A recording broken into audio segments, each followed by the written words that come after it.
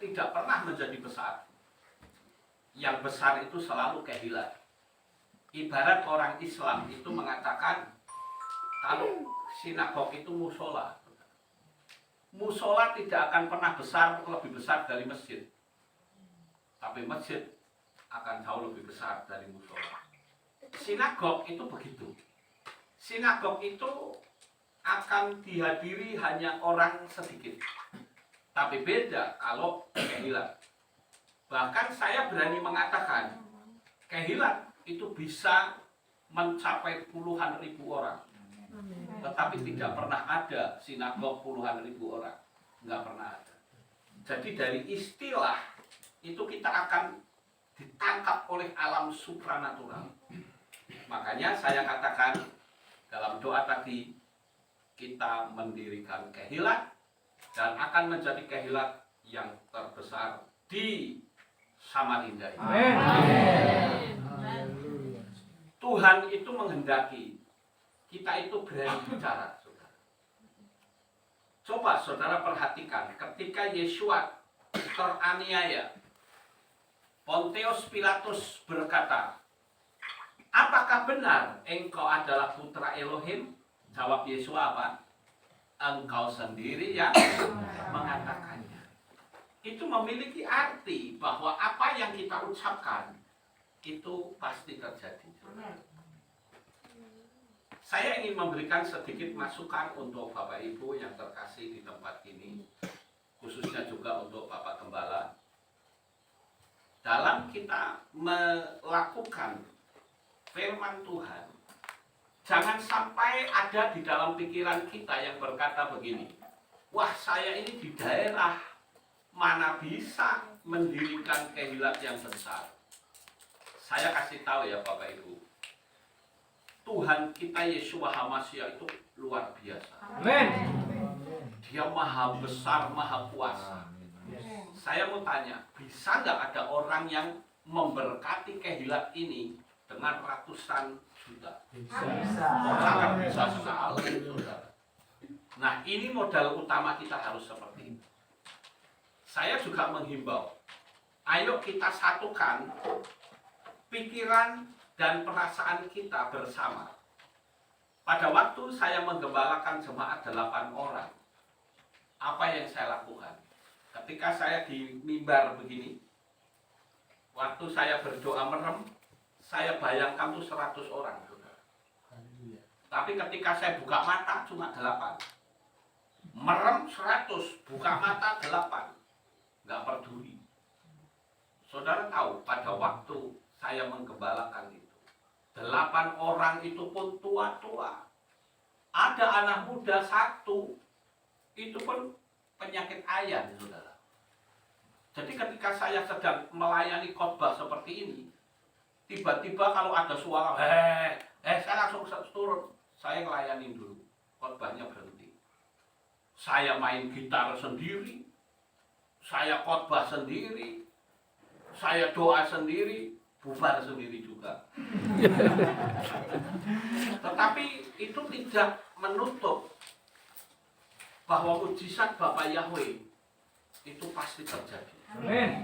Padahal pada waktu itu saya belum kenal nama Yahweh. Tetapi secara tidak sengaja saya sudah mempraktekkan itu. Nah sekarang coba, bagaimana apa jadinya saat Bapak Gembala menggembalakan berkhotbah di sini, doa tiru saya merem berarti 100 orang, dan jemaat melakukan hal yang sama, itu powernya double, saudara. Amin. Saya percaya tidak ada istilah tempat terpencil bagi Bapak Yahweh. Saya melihat di Madiun itu ada orang jual pecel. Itu tempatnya terpencil, itu saja rame. Wong makanan aja rame, apalagi untuk keselamatan. Betul? Saya yakin itu pasti terjadi. Oleh karena itu, jangan kita membatasi akan kuasa dari Bapak Yahweh.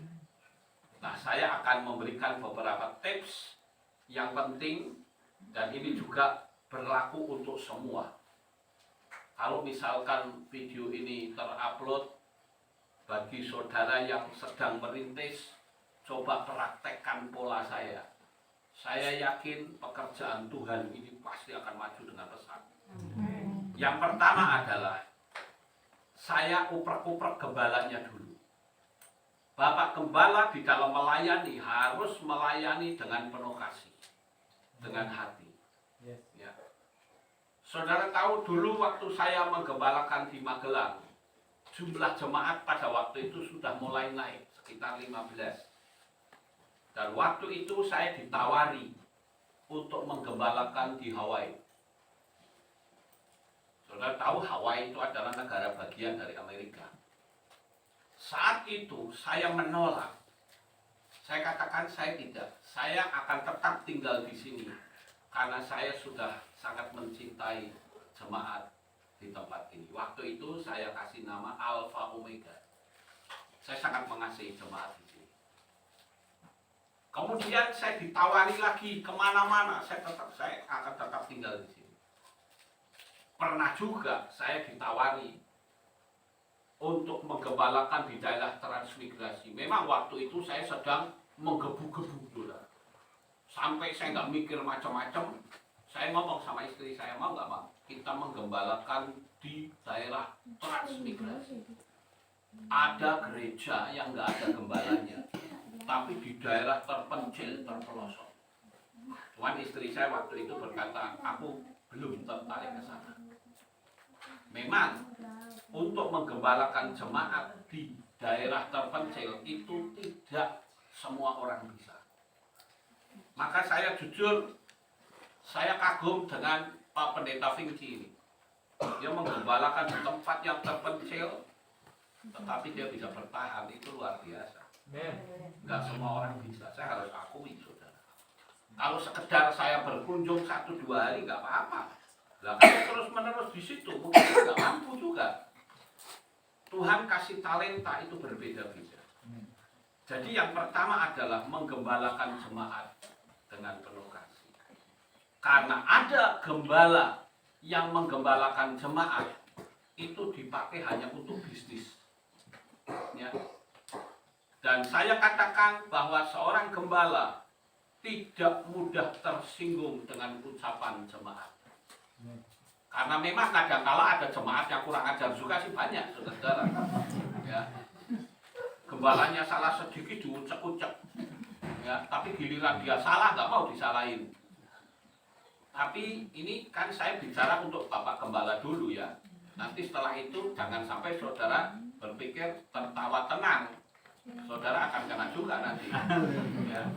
Bagaimana menjadi jemaat yang baik. Dan kalau itu disatukan, saya percaya Bapak Yahweh pasti akan memberkati. Amin. Ya. Jadi yang pertama adalah menggembalakan jemaat dengan penuh kasih. Pernah sekali waktu saya malam-malam ditelepon, saya datang, karena katakan dalam telepon itu ada jemaat yang sakit. Saya kunjungi. Ternyata apa? Jemaat itu bilang nggak ada tuh yang sakit di sini. Ya sudah, nggak ada ya sudah, saya pulang sudah. Apakah saya marah-marah? Tidak. Siapa tahu yang telepon saya tadi malaikat. Ngeri kan? Iya, kalau malaikat yang telepon saya nguji hati saya bagaimana? Nah itu Bapak Ibu. Jadi saya melayani, apalagi masalah baptisan. Wow, saya baptis orang tengah malam itu berkali-kali. Ada yang datang dari Kanada, ada yang datang dari Belanda, ya, ada dari Jerman. Mereka datang ke Magelang dan dari berbagai penjuru dunia mereka akan baptis. Ini nanti sepulang dari sini akan ada orang yang mau baptis dari seberang. Saya sudah katakan kamu harus percaya kepada Bapak Yahweh di dalam Yesus Hamazah. Dia kemarin WA saya, dia bilang saya orang seberang, mau nggak Pak Lukas baptis saya? Saya bilang mau, tapi kalau Anda tetap di seberang ya saya nggak mau. Saudara harus panggil nama Yahweh dan Yesua dulu. Dia bilang saya sudah nonton video Pak Lukas dan saya sudah mantap. Saya tinggalkan kepercayaan saya lama. Bagus, saya bilang gitu. Nanti antara hari Kamis sampai Minggu dia akan datang ke Magelang. Jadi Bapak Ibu, menggembalakan dengan penuh kasih ini tidak mudah. Saya pernah ditelepon tengah malam juga sama seorang cewek, saudara. Saya sambut kan, biasa kalau telepon, shalom, selamat malam. Apa jawab suara di sana? Oh, ini Papi Lukas ya, terima kasih sudah jawab telepon saya. Saya cuma ingin dengar suaranya. Ditutup lagi sudah. Bayangin, sampai segitunya. Tapi ya sudah, nggak apa-apa. Ya. Macam-macam lah, namanya juga gembala itu kadang dikritik. Apalagi saya ngajarin hukum loa, saudara. Saya ngajarin hukum loa itu betul-betul cukup berat ya. Kenapa? Karena orang banyak mengkritik saya, mengatakan oh itu pengajaran sesat dan sebagainya. Tetapi saya percaya, selama kita mengandalkan kepada Bapak Yahweh, percayalah, Bapak Yahweh pasti memberikan pertolongan untuk kita semua. Amin. Ya. Jadi Bapak Ibu, menjadi seorang gembala dikatakan mudah, yang mudah, dikatakan sulit, ya sulit. Yang penting kita mau bertahan di dalam iman kita kepada Bapak Yahweh. Saya percaya Bapak Dwi pasti mampu. Amin. Pak Dwi jauh lebih pintar dari saya. Makanya dia akan lebih mudah untuk menggembalakan jemaat. Ya. Kemudian sekali lagi, gembala tidak boleh tersinggung dengan ucapan jemaat. Saya ulang sekali lagi. Karena memang kadang-kala jemaat itu maunya perfect, saudara. Tapi dia sendiri nggak mau sungguh-sungguh. Bisanya ngeritik gembala. Nah itu tidak boleh. Tapi saya menekankan kepada gembala yaitu tidak boleh tersinggung. Karena selama ini saya sering kali mendengar ada jemaat yang mundur. Dia punya alasan gini, aku nggak mau ibadah di situ. Loh kenapa? Lah mau kasus saya mesti naik mimbar. Nanti kalau Pak Gembala nggak suka sama saya, nanti saya disikat habis dari mimbar. Ya sudah, saya mundur aja daripada saya ibadah tapi nggak sejahtera. Nah itu juga kurang tepat, saudara. Kemudian yang berikutnya yaitu seorang gembala tidak boleh bocor mulut. Amin. Ya, masalah jemaat tidak boleh naik ke mimbar. Saya terus terang menggembalakan jemaat, saya tidak membesuk. Yang membesuk itu istri saya.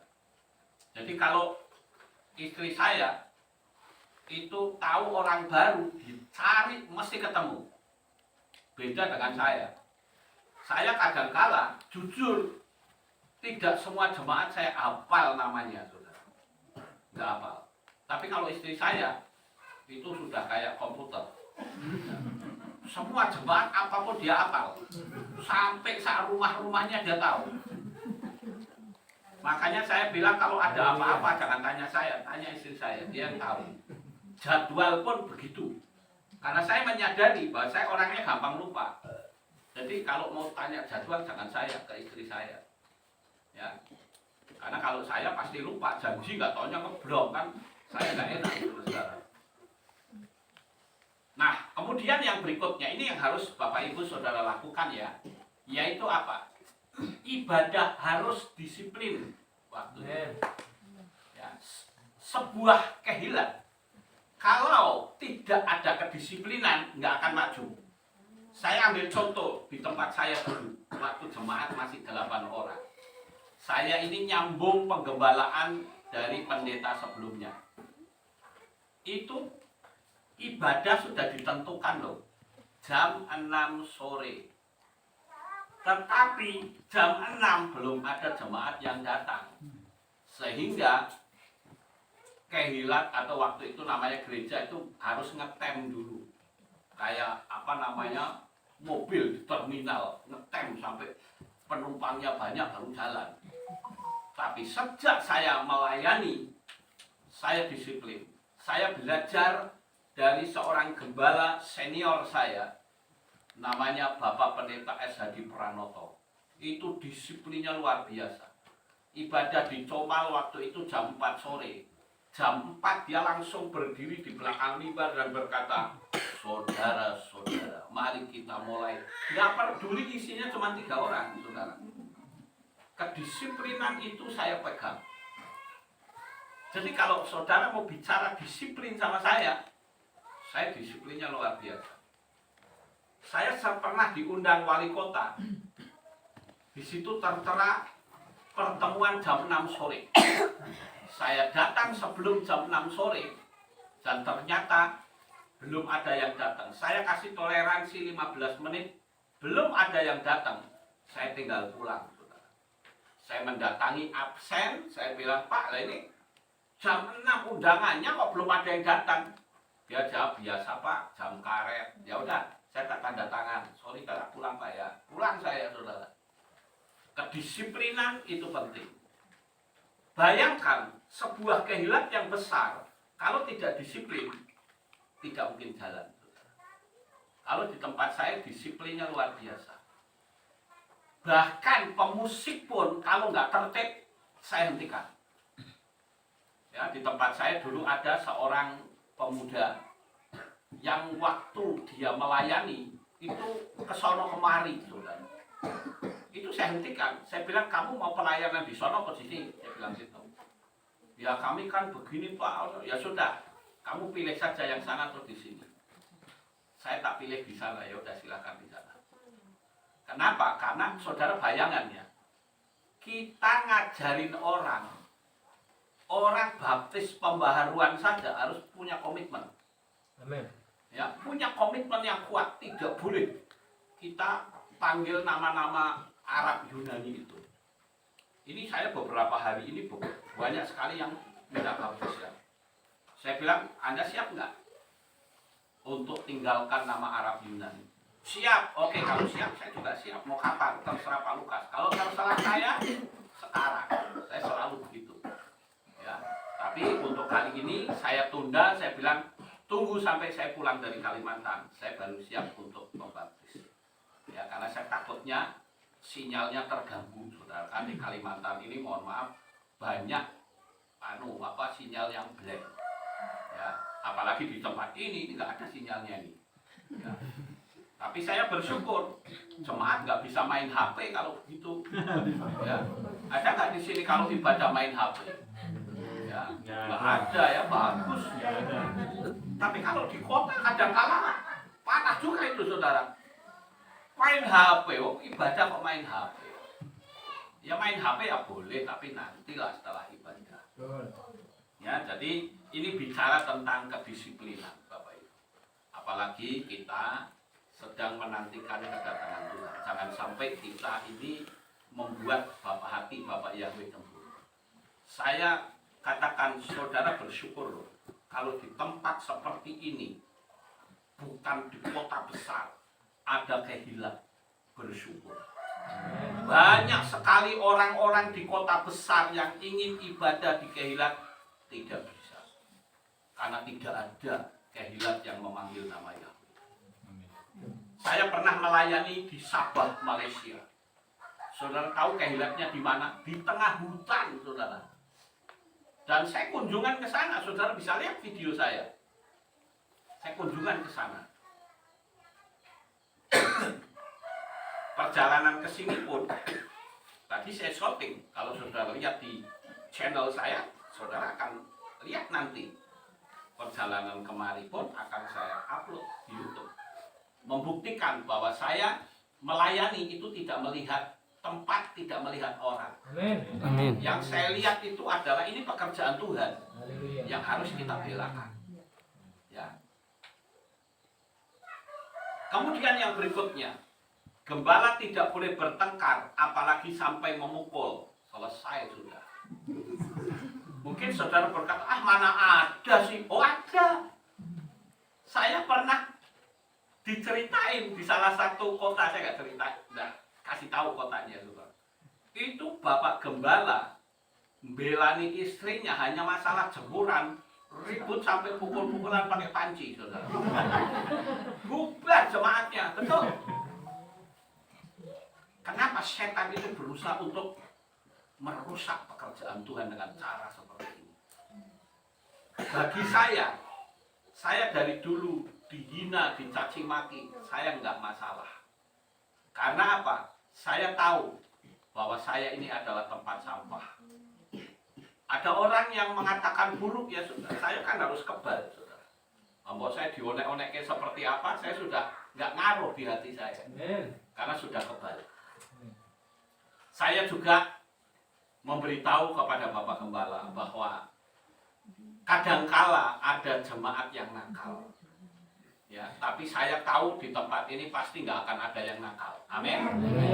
Saya mau cerita di luaran sono. Pada waktu saya memanggil nama Yesua, ada 26 atau 29 ya Pak? 26 orang yang memboikot keluar dari Kehilat. Dia tidak mau panggil Yesua.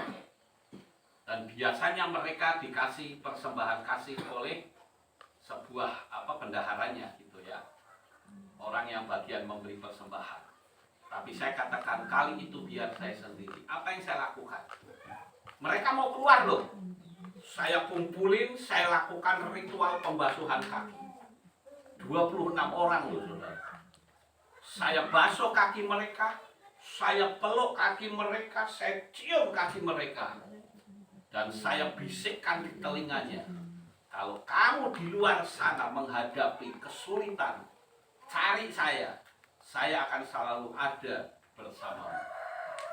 Kenapa saya lakukan itu? Karena saya tidak ingin hati saya cacat. Sekalipun umur mereka jauh lebih muda dari saya, umurnya itu ya antar anak saya, tapi saya mau melakukan itu, saudara. Karena saya ingin menunjukkan kepada Tuhan, Tuhan, aku nggak mau hatiku cacat. Aku mau hatiku tetap lurus di hadapan. Dan faktanya ada beberapa orang yang kembali, saudara. Ya. Jadi gembala tidak boleh bertengkar. Kemudian gembala itu harus berani korban perasaan. Dilecehkan jemaat, difitnah, dipermalukan, jangan ambil hati. Biarkan Bapak Yahweh yang memberikan pembelaan. Saya dari dulu, saudara, ketika diserang oleh orang-orang, saya tidak membalas. Orang-orangnya sendiri yang berantakan. Orang bikin persekutuan, menghina saya, ya bubar. Mereka menghina, katanya, lihat tuh Pak Lukas, ditinggal lari jemaat ribuan seperti itu. Jatuh miskin dia. Saya jawab, saya miskin? Tidak. Makin kaya itu iya. Dan faktanya, toh sekarang saya sedang membangun. Saya bahkan bisa pergi ke luar negeri berulang-ulang kali. Kenapa? Karena Bapak Yahweh yang membela saya. Kemudian yang berikutnya yaitu seorang gembala tidak boleh menghakimi jemaat. Misal jemaat mengadu ada kesulitan, lalu kita berkata, kamu sih pelit, tidak ngembaliin perpuluhan, rasain lo. Nah itu juga tidak boleh. Kita memang wajib memberitakan perpuluhan. Saya justru mengkritik seorang pendeta kalau sampai tidak memberitakan perpuluhan. Justru saya katakan itu jahat sekali. Kenapa? Karena jangan saudara pikir tidak mengembalikan perpuluhan itu duitnya utuh. Tidak. Saudara akan hutang pada alam semesta dan Anda harus bayar. Cuman membayarnya tidak ke Kehilat, tetapi mungkin ke rumah sakit, mungkin ke kepolisian, atau kemana saja yang itu sifatnya adalah sangat tidak nyaman, saudara. Mungkin karena dirampok, macam-macam ya. Jadi saya menganjurkan Bapak Ibu Saudara, saudara sudah punya Kehilat di sini, saudara harus punya tekad, aku akan mengembalikan perpuluhan, sehingga kehidupan saudara akan menjadi semakin lebih diberkati dari waktu-waktu yang lalu. Ingat Bapak Ibu, jangan main-main dengan perpuluhan. Jangan coba-coba. Kenapa? Karena kalau sampai alam semesta menuntut, saudara harus bayar. Apakah diri saudara, atau anak saudara, atau cucu saudara. Jadi berhati-hatilah. Kemudian saudara, Saya menganjurkan kembali agar supaya di dalam pelayanan baik gembala maupun jemaat tetap bersatu padu, akrab satu dengan yang lain. Amin. Yes. Sama seperti kami. Saya itu paling tidak suka kalau dipanggil pastor. PS gitu, nanti jadinya PlayStation lagi. Saya paling nggak mau dipanggil PS. Panggil pastor nggak mau, panggil pendeta nggak mau, panggil saja Lukas sudah. Ya, macam-macam, ada yang panggil saya Pak Lukas, ada yang panggil Papi, ada yang panggil macam-macam. Pokoknya panggilan keluarga itu lebih nyaman dibanding Pak Pendeta Lukas. Aduh, kayaknya jauh banget. Saya dengan jemaat itu akrab. Saya cerita, apa sih keuntungan keakraban? Keuntungannya adalah kehilangan kita tidak bisa diubek-ubek dari orang luar. Di tempat saya pernah terjadi, saudara. Ada seorang pendeta yang minta izin saya berkata begini, Pak Lukas, boleh nggak kalau saya ngumpulin para diaken untuk kami ajak doa bersama? Ya masa doa bersama nggak boleh, saudara? Ya boleh saja. Saya bilang silakan. Tapi ternyata pada waktu mereka kumpul, ada keinginan terselubung dari Pak Pendeta ini. Dia mau bikin kehilang di Magelang dan akan mengambil jemaat di tempat kami. Apakah mereka mau? Nggak ada satupun yang mau. Apalagi Pak Pendetanya minta minta untuk beli nampan perjamuan kudus. Jemaat ini langsung ngomong, aduh Pak, Papi itu nggak pernah lo ngajarin kayak begitu. Malu nggak saudara, bayangin. Nah itulah keunggulannya kalau kita akrab dengan jemaat.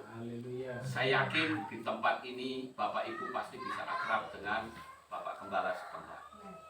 Nah sekarang saya akan ubek-ubek jemaat nih. Saya kira Pak Pendeta sudah selesai, tinggal jemaat ya.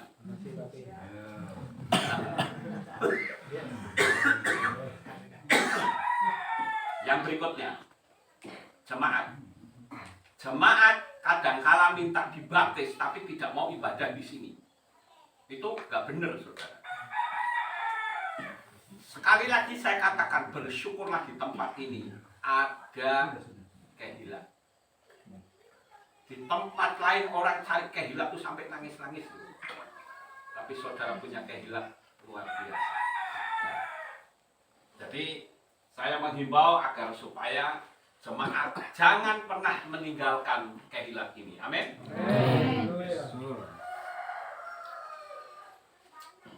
Kemudian saya juga katakan, kalau saudara mau ikut streaming bukan berarti salah, tidak. Tapi streaming itu dipakai untuk tambahan. Ingat, Yesua mati untuk persekutuan tubuh manusia. Jangan sampai saudara memisahkan diri sehingga saudara berpikir, saya ikut streaming saja. Sekarang coba bayangkan kalau ada jemaat 100 dan minta streaming, bagaimana saudara? Ya, pasti kita akan kesulitan, Bapak Ibu. Yang senang setan. Kenapa? Karena jemaat itu ibadahnya di rumah masing-masing. Tidak ada kontrol dari gembala. Oleh karena itu, saudara harus setia. Saudara ikut streaming boleh saja. Tapi jangan dijadikan streaming sebagai alasan untuk saudara tidak beribadah di tempat ini. Ya. Sekarang coba, saya juga berharap kalau saudara ibadah di tempat ini, ayo sungguh-sungguh. Kalau pemimpin pujian ngajak tepuk tangan, ya tepuk tangan saudara. Ngajak berdiri, ya berdiri. Kecuali kalau saudara yang kakinya sakit atau mengalami gangguan kesehatan, nggak masalah. Tapi yang muda-muda, yang masih kuat, ajak berdiri, berdiri. Ajak tepuk tangan, tepuk tangan. Saya sering mengingatkan begini, coba saudara tanya sama orang lumpuh. Mau nggak kamu sembuh? Pasti mau, bukan? Tapi syaratnya, kalau sembuh, kalau kamu memuji Tuhan, mesti berdiri lompat-lompat, mau nggak? Kira-kira kalau saya tanya gitu, mau nggak saudara? Mau. Daripada lumpuh, ya. Saudara mau nggak tepuk tangan? tak sembuhin, tapi tepuk tangan, pasti mau. Jangankan kau tepuk tangan, ajak nari juga mau, saudara. Nah, ini sebuah contoh. Ya, saya yakin kesehatian kita mengguncangkan alam semesta. Dan Bapak Yahweh akan kirimkan ribuan jiwa datang ke tempat ini. Saya yakin itu. Ya. Jadi, kita sebagai anak-anak Bapak Yahweh, kita ini sebenarnya sedang antri untuk mati. Kalau kita mau jujur, kita itu tinggal nunggu panggilan.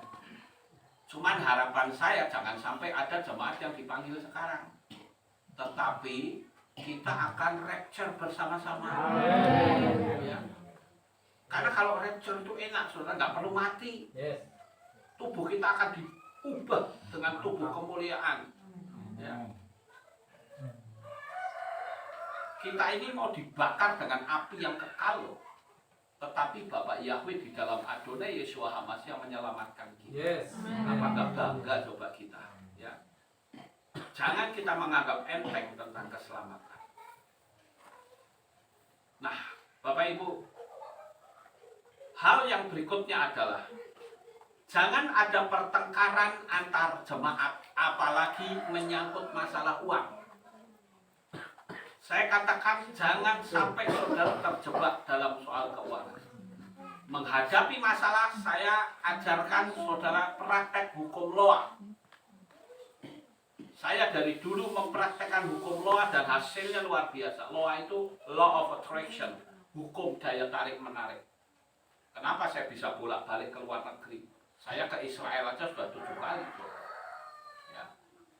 Saya ke luar negeri bolak-balik sampai katakanlah saya bosan karena perjalanan lama di pesawat. Kenapa saya seperti itu? Semua pakai hukum Loa. Saya bisa membeli tanah, saya bisa membangun kehilat, itu semua bukan kemampuan saya. Tetapi saya mempraktekkan hukum law of attraction, hukum daya tarik menarik, sehingga saya bisa memungkinkan seperti sekarang ini. Jadi jangan sampai Bapak Ibu ribut satu dengan yang lain, bertengkar hanya masalah uang. Jangan sampai. Jemaat juga belajar mengandalkan Tuhan. Jangan mengandalkan Bapak Gembala, sekalipun saudara punya gembala.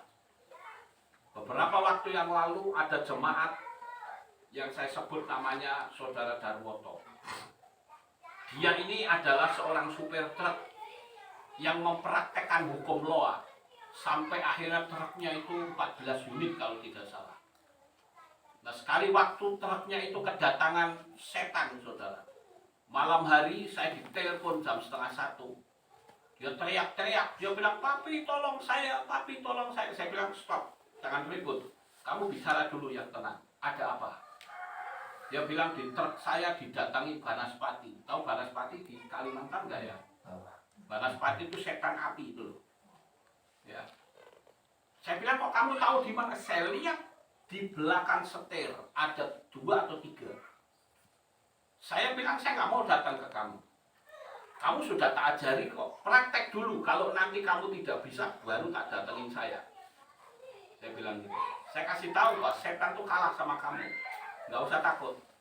Ya, nggak usah teriak-teriak. Sekarang kamu datengin tengking setan itu. Kalau tidak mau, telepon saya lagi, tak parani malam ini.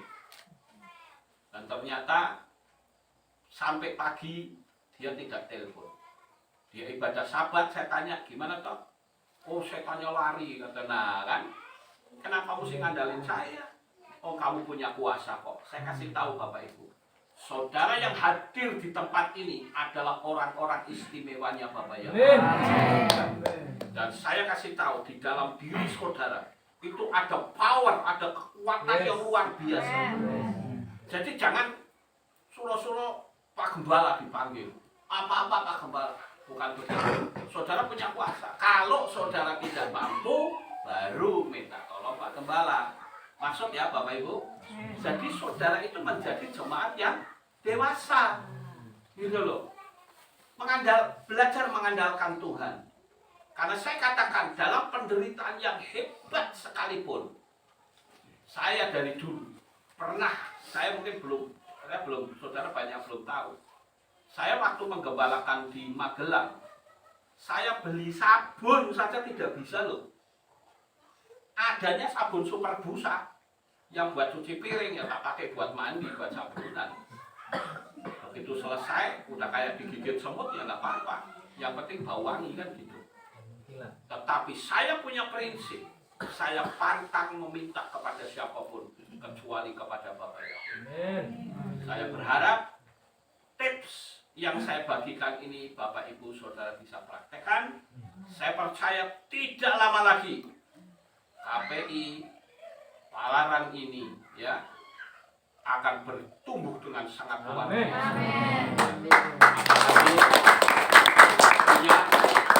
Punya nama ini hebat toh, pewarta keselamatan. Bayangin, banyak gereja-gereja nggak pernah bicara tentang keselamatan. Oh, saya bicara keselamatannya itu dari siapa? Karena di dunia ini yang memiliki surga itu adalah Bapak Yahweh. Dan dia telah turun ke dunia ini. Dan KPI inilah sebagai corongnya Bapak Yahweh di Samarinda. Saya percaya tidak ada perkara yang mustahil. Bapak Yahweh memberkati kehilangan ini. Bapak Yahweh memberkati Bapak Gembala Dwi dan saudara semua. Sukses besar untuk saudara.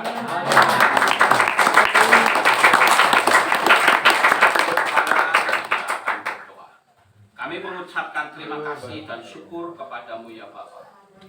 Pada saat ini kami telah menyampaikan firman-Mu. Biarlah jemaat-Mu bisa mempraktekannya. Kami percaya hari ini adalah merupakan awal dari banyak mujizat-mujizat besar yang bermunculan di tempat ini dan pada jemaat masing-masing. Terima kasih Bapa. Lindungi, jaga, peliharakan. Kirim malaikat-malaikat penjagamu untuk menjagai KPI Pewarta Keselamatan ini. Bapa memberkati Pak Dwi yang menggembalakannya. Nyatakan mujizat dan kuasa-Mu Tuhan. Karena kami tahu bahwa hanya di dalam Engkau ada mujizat dan kuasa. Terima kasih Bapak Yahweh. Inilah doa syukur yang kami naikkan kepadamu. Di dalam nama Adonai Yeshua HaMashiach kami sudah berdoa. Amin. Ya, waktu selanjutnya.